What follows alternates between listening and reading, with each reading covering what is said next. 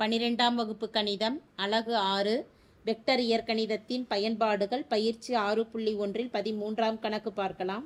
3i gap + 4j gap - 5k gap என்னும் விசை 4i + 2j - 3k என்ற வெக்டரை நிலை வெக்டராக கொண்ட புள்ளி வழியாக செயல்படுகிறது எனில் 2i gap - 3j gap + 4k gap என்ற வெக்டரை நிலை வெக்டராக கொண்ட புள்ளியை பொறுத்து அவ்விசையின் எண்ணளவு மற்றும் திசை கொசைன்களை காண்க என கேட்கப்பட்டுள்ளது.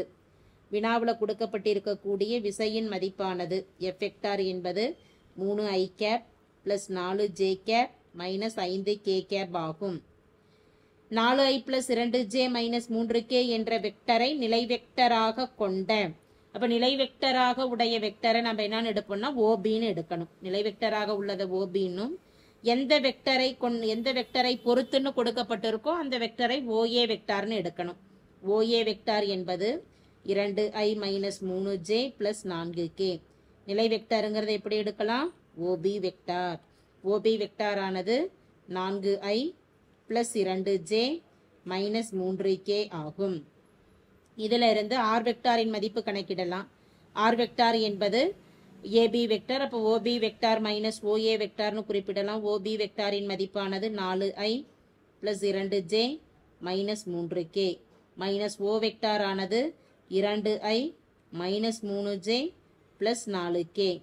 இதை சுருக்கலாம். 4i + 2j - 3k மைனஸால பிராக்கெட்ல இருக்கக்கூடிய மதிப்புகளை பெருக்கும் பொழுது -2i - × +3j -+, -4k.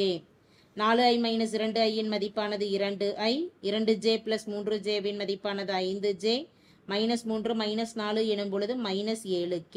-7k. கணக்கிட வேண்டியது எண்ணளவு மற்றும் திசை கொசைன்கள். எண்ணளவு மற்றும் திசை கொசைன்கள் கணக்கிடுவதற்கு முதல்ல திருப்பு விசை கணக்கிடலாம். திருப்பு விசையானது, திருப்பு விசையின் எண்ணளவு வேணும் அப்படின்னா திருப்பு விசை கணக்கிடணும். திருப்பு விசையை T வெக்டார்னு குறிப்பிடுவோம். T வெக்டார் என்பது R vector cross F vector. R vector cross F vector. அதாவது வெக்டார் பெருக்கத்துல கணக்கிடணும் மதிப்பு. வெக்டார் பெருக்கம் எப்படி செய்யலாம்? அணிக்கோவை முறையில கணக்கிடுவோம். i cap, j cap, k cap. R வெக்டாரின் ijk வின் மதிப்புகள்னு பார்த்துட்டோம்னா 2, 5, -7.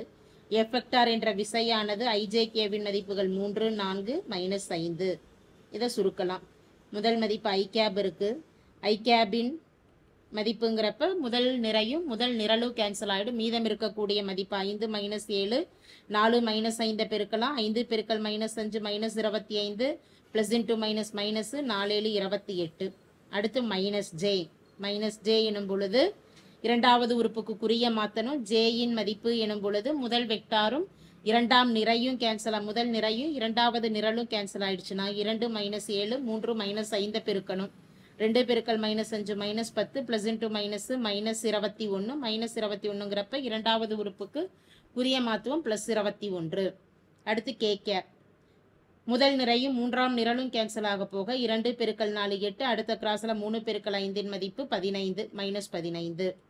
-25 -28 கூட்டும் பொழுது -53. -28 இரண்டாம் உறுப்புக்கு குறிய மாத்தும் -28ன்னு வருது. +28ன்னு இங்கே கொடுக்கணும். 28 - 25 மதிப்பு 3i. 21ல 10 கழிச்சோம்னா என்ன கிடைக்கும்? 11. வெளியில மைனஸ் இருக்கு. -× -11j. 8 - 15 கழிச்சிட்டோம்னா -7k. இது திருப்பு விசை. திருப்பு விசை கணக்கிட்டுட்டோம். அடுத்து திருப்பு விசையின் எண்ணளவு. திருப்பு விசையின் எண்ணளவு.